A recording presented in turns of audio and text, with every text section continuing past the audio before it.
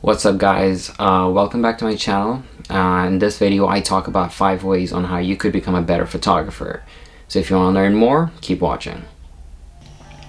So in this video I just wanted to focus on things you could change that really focuses on the aspect of photography that's not just during the shooting but also before shooting, so the planning phase, and also after the shoot when it comes to editing and stuff, and obviously a little bit about how you should shoot. Also, another thing I want to mention, when I talk about saying better photographer, how do you become a better photographer?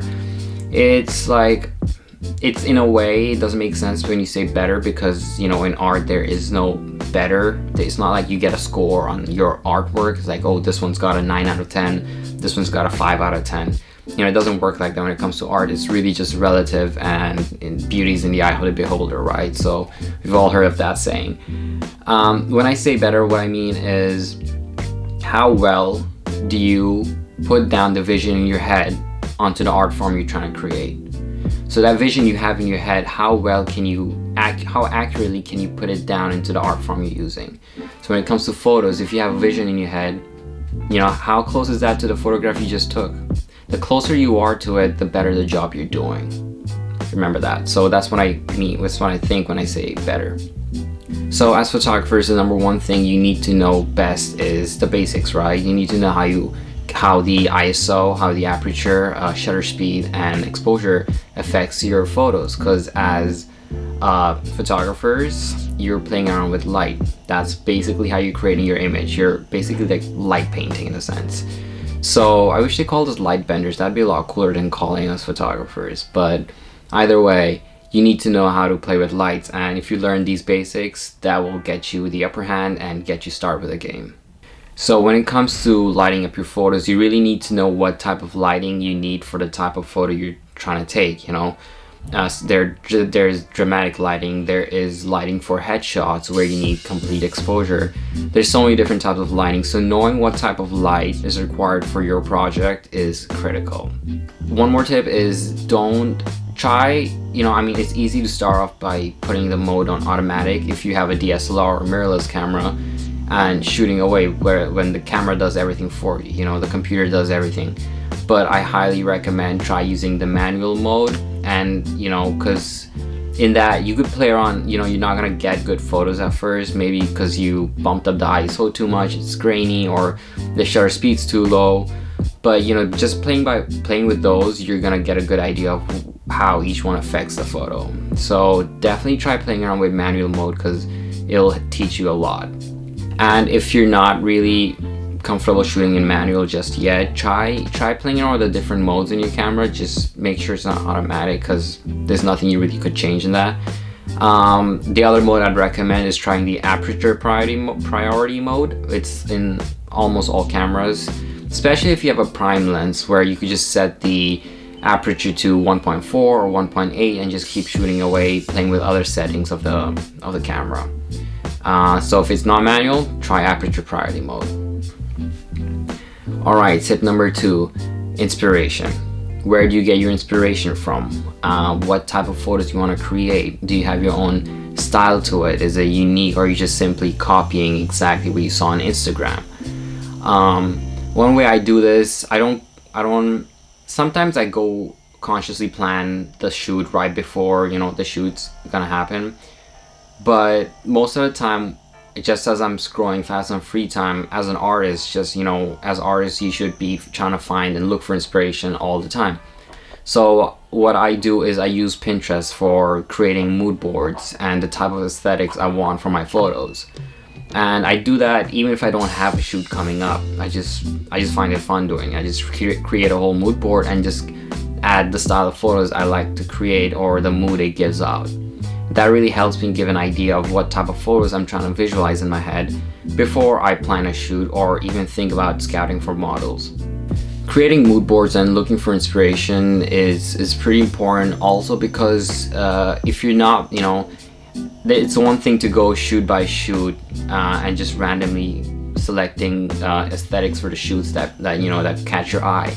But then it's another thing to create a whole portfolio that has a similar aesthetic throughout, that that's what really creates your own style as a photographer, which is also one of the most important part, creating your own style. You know, it's fun sometimes to just try to take photos. Suppose you're taking a shoot and the theme is all like retro 70s, grainy, very sparkly, old school vibes, and then all of a sudden you find a dark mood street style photo shoot pretty interesting, and you go for that. And you know, you keep jumping from different themes, and in the end you end up with an aesthetic that's just all over the place. And you know, when people look at those portfolios, they're like, I don't know what the style really is for this guy. So yeah, either way, just create a style and stick to that aesthetic. Also, if you want to take this a step further, what I've seen before is, you know, just with artists in general, people like to look for inspiration within the same field of their art. For example, a lot of photographers would look for inspiration through other photographers, and some videographers would do the same, you know, looking at the same platform of art. But I recommend trying to see different form of arts to get your inspiration. So for example, if you're a photographer, try looking at old paintings by renowned painters. Look at sculptors and see their work, and if you could draw inspiration out of their artwork, then you could really create something unique for yourself and use that inspiration to your own art form, which is photography. So always try to look into other art forms when it comes to finding inspiration. So when it comes to selecting a subject for your photo, so for example, you have a photo shoot aesthetic planned in your head, you know, and you're trying to find the props you need the models for it. What I would suggest is first plan the shoot, write down the list of things you need for the shoot, including, you know, the props and models and the backdrops and all of that. And then, you know, I would say the final thing would be to go select the model, because you don't want to work your photo shoot around the model. You want the model to fit perfectly for the shoot, because you have a vision in your head, you know, and you want to bring that vision down to a photograph.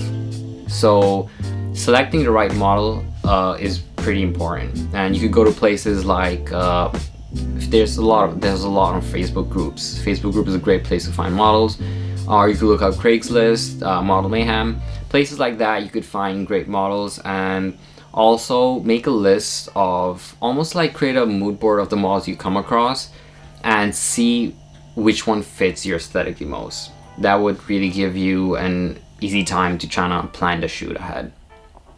Alright guys, one last tip is pretty important actually. It's editing skills. How well you edit makes a big difference onto the photos. Now I know there's some photographers who are, you know, who stick to the more minimal side, who don't want to over edit their photo, or just like the natural look of just photos without retouching or any of that. But you know, if you're someone who shoots in RAW and who does retouching, who does editing, and you know, you're familiar with using Lightroom, I really recommend you step it up, because editing makes a big difference into the photos. You know, dodge and burn methods, smoothing out the skin and blemishes that are there. Really use Photoshop. Now Photoshop is going to be your best friend and really will take up your photography game to the next level. You know, there's so many YouTube videos out there, so just spend some time before shooting. Don't do it after shooting, because you'll be really excited to edit the photos right away. You know, you'll put it all in Lightroom and just, you know, hit a bulk edit to all of them and just, you know, send it out to the clients. But really use Photoshop, because it makes a big difference, and small details that, you know, Photoshop can provide that Lightroom does not have. You know, certain features Photoshop has that could really make a difference to the photo.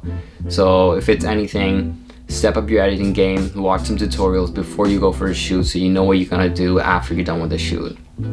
Alright guys, these were my tips, and I really hope I provided some value to you guys, and I hope you learned something out of this video. Go try these out, tell me if it really, you know, up your photography game and if it makes a difference. And that's it for today. If you guys liked what you saw, leave it a thumbs up and hit the subscribe button for more videos like this. Until then, peace out.